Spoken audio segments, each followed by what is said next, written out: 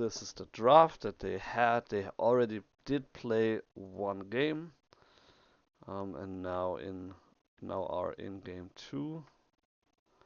The first one that they played was Marlians and Roos against English and Jeanne d'Arc. So those are out. And the current game is um, Chinese and Ayyubids against Delhi and House of Lancaster. Chinese and Ayyubids against Delhi and House of Lancaster. Hmm. Hmm. Interesting combination. I'd say so, yeah. Okay, let's see. Let's just jump into the game. Since they've been going for like 14 minutes, we're definitely not gonna be greeted by the observer delay this time. Definitely not. So that's a So, very, very nice thing to look forward to. and it's Dry Arabia. Okay, I mean, Dry Arabia, very standard maps, so all civs are very valid on this map, right? Yeah, I would say so. Definitely. It's I mean, valid. It's kind of a hard word. It's not so surprising like you're gonna pick Japanese or something like this, which is kind of what you not gonna expect that Yeah. much. However, interesting Oops. combinations. Daily and House of Lancaster. So, I mean, Daily. Do we see a play like Ezra did, is going into full Ghazis feudal and then doing the transition into knights with some elephants and stay on stable units at all? And House of Lancaster, because I mean, this is the thing people think it's obvious, is going for the archers, right? Because of money shot, because of movement speed, Yeah. because of echo and stuff like this. And Ayyubids with Sass and Baltune with Chinese. So you could say it's obvious as well that Sass is going for Lancers, Fast Castle, but we saw with Muhuru that he played Ayyubids in a combination more like a range civilization to bring his backline on the field once it's made as English, and here Chinese is going for the stable units. And I mean, they could do the same, even though they have Zugunu, but Chinese has to go Song Dynasty to get access to Zugunu. And because of all of this, maybe we see something similar, that Baltune is opening with a stable because he wants to go pro scout and follows up with some horsemen, or straight up into castle, into knights. Yeah, I mean, like this opener could be used for pro scouts. I don't know if we necessarily see pro scouts, but that could be an option. Abbey of Kings. Now that is something interesting. Like usually do not like, at least on the level that I play on and the people that I play against, you usually don't see the Abbey of Kings. Just because the House of Lancaster is just I mean, you get a feudal keep in your base. What's not to like about that? It also buffs the manners, more health, and also the arrow slits. And so overall, it just feels very, very nice. The Abbey of Kings, I do like. The heal is very, very strong. In the House of Lancaster Abbey of Kings, I just think that the Earls of Lancaster, no, sorry, the Lords of Lancaster, they don't feel that strong in a sense. Like the buff is really nice, and maybe that's what he's aiming for. Um, but it's not like the English king that has the raid ability because it's a horse, like it's a cavalry unit. So I don't think we're gonna see the Lords of Lancaster as a raiding unit here, but probably just to buff the military. And I'm fairly certain that the buff also works with your allies. right? I mean, it should work, right? I think so, since nearly all the buffs working with your allies, right? Yeah, So that's the thing. Kurultai, Abbey of English, Abbey of Kings, and so on. So I would expect it's buffs also your allies. So, I mean, I faced it quite a couple times. Abbey opening by House of Lancaster. So the point is, the castle is a defensive. It's a defensive landmark. That's Yeah. right. But it also forces you to stay in your base, kind Yeah. of, right? Yeah, yeah.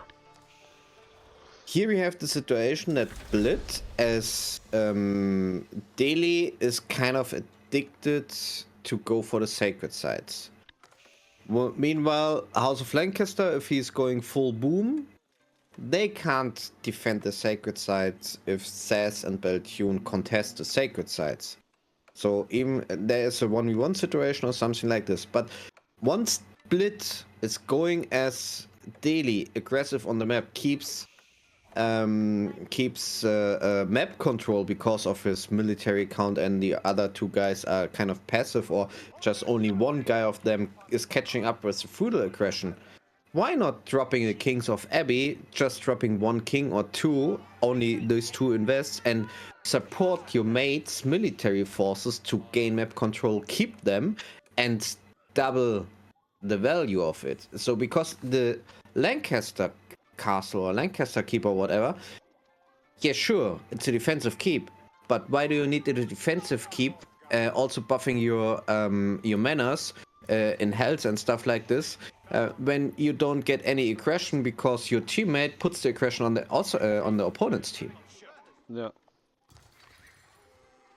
So I think in a team game, also because I see it sometimes in the lobby, but also in the team game, it might be a nice idea and a good choice. Not only might, it's a good choice because of the synergy you gain. And yeah, sure, we have Desert Raiders on the field with the Dervishes, but the Ghazi could explode quite soon, and Desert Raiders count as range units, so they, yeah, sure, they debuff the Ghazi damage, but also gets the additional damage by the oh no, that's wrong. They yeah, Yeah, they do. again plus 12 against range. I Yeah. was mixing up shortly in my brain something, and because of this combination, I think I see the game plan for, by XLAV and Blid, and I start loving it. I really start loving it.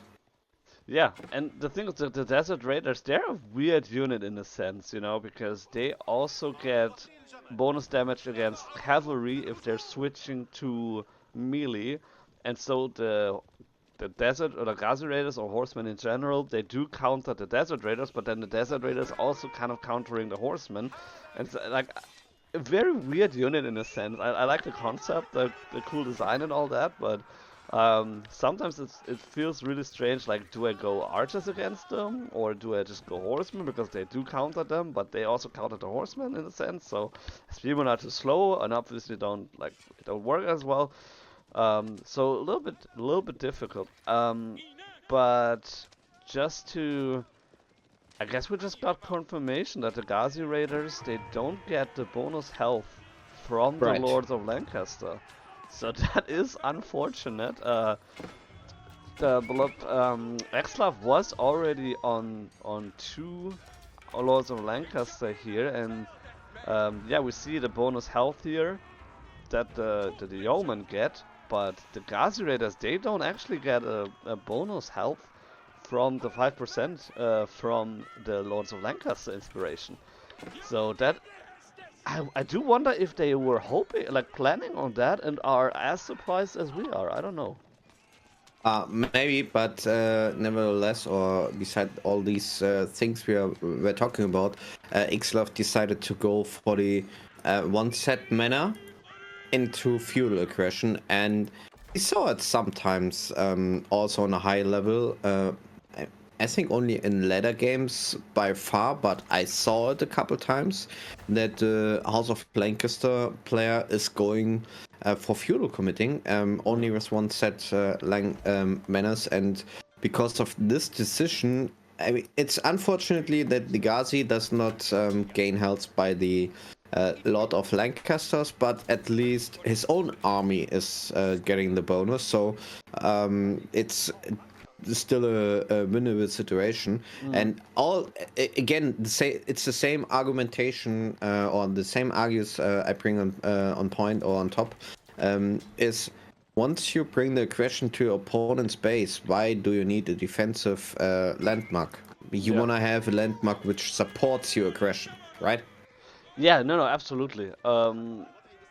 Like the thing is, I would like it, and maybe it would be too strong, but I think the fact that the Lords of Lancaster do not heal, like neither themselves nor units around them, makes it a little bit like awkward to use them in a sense. And so it is not a defensive landmark, but at the same time using it offensively and aggressively is also kind of a little bit off. And so that's why I think most people are just like, you know what, I'll just go for the safe option. Yes, it's a static landmark and like a static defense, and that doesn't always feel great, but at least I'm definitely certain that I do get value out of it. Yeah. Um, but it was also a nice point like earlier on when Blid was just pulling his Ghazi Raiders close to the Abbey of King. Abbey of Kings was healing up the Ghazi Raiders and is just now moving back again towards the front. So that does feel very, very nice. Meanwhile, he is capturing all three sacred sites, walling it in with the spearmen. So more or less like classic Delhi things. And Baltune in the meantime is just like, you know what? I'm still playing Pro Scouts. I don't care that they nerfed it. I'm still using it. Nice pickoff here with the Dervish. Very good catch, just barely shortly before the relic gets delivered to the base. Also finding a couple villagers here, so... Ooh, do you think they're gonna commit now? Because that is looking scary here, all the horsemen on the Chinese side. I'd say they don't want to commit fully, or who you do is meant is committing. So, Blid and XLAV, I think they don't want to commit fully, but Yeah. they want to poke quite a bit to gain time because boss hit castle, and there's two things you can do as an opponent now. Just try to poke and keep the pressure on, for example, gold to deny gold access or food to stop food or something like this. Just not just stop the opportunity, the option of the enemy to gain something out of his fast castle timing. But I mean, fast castle or straight castle, Chinese straight castle is different to all other straight castles because it's like I'm a straight castle guy, but I also have military on the field like you have, but you are far away from castle. It's kind of crazy because of the echo situation. It doesn't matter. Don't want to complain or something like this. These are two things, and I think Blid and XLAV wants to buy some time also because the sacred site's ticking in, so the gold's ticking in, especially for the daily player, to do a castle transition themselves, and it looks like Daily is going for a castle transition, lacking for some food. Now, unfortunately, gets food idled. Oh, big movement, big movement. Decided to use garrison villagers once they are Oh my between goodness. TC and tower, and a partial of these villagers decided to move back into the horseman raid and to find some garrison places in the tower. That's very unfortunately. Sometimes you kind of a tunnel or something that things like this happens, and you always think, what the fuck is going on? Stupid passing, Yeah. and so on. And if you watch the replay, you say, yeah, obviously it's the shorter way. However, huge damage by Baltune on Blitz Echo here. Villagers still idle. Killed another 1, 2, 3, 4, 5, 6, maybe 7, 8 Wow. villagers. So big big damage for Blid. Yeah, that is insane damage, and I mean, part of that was definitely some kind of pathing issue, um, with the villagers. Yeah, just deciding like the tower is the better option, which let them ride through the horseman raid. So very very unfortunate, and killing a couple more villagers, and so Blid down quite heavily. 32 village? Oh my goodness, I don't even want to look at that. Meanwhile, XLAV was able to go Castle Age with the King's. Wait, where is it? There it is, the King's College. But right now, obviously, doesn't benefit from that. It also needs to run. A couple villagers getting caught off here. A lone spearman trying to hold down the fort. Now army moving in, but it's being followed. Oh my goodness, what an army and what a destruction. Yeah, and we kind of saw what I said, what we maybe see, what's an option they cannot go for. So, Sess was going for the Desert Raider in feudal at least to bring the backline, backline on, and then transitioned into Lancers. I mean, maybe he and it went for the military wing, so he kind of committed into Desert Raider still, and Baltune decided to go for the feudal horseman, as we saw, and then transition interesting into man at arms, which completely makes sense, I would say, because it's hard not only to fight lancers but also to fight man at arms once you are in feudal. Even though you have a kind of mass of archers, but men at arms, because they are heavy and you don't have anything against heavy in feudal, even the mass of Ghazis were not enough, especially in the combination and the mass of military Baltune and Sass had on the field. So I love the idea by Blid and XLAV, but unfortunately, Team Sass and Baltune just showed they are the stronger team here and won this match.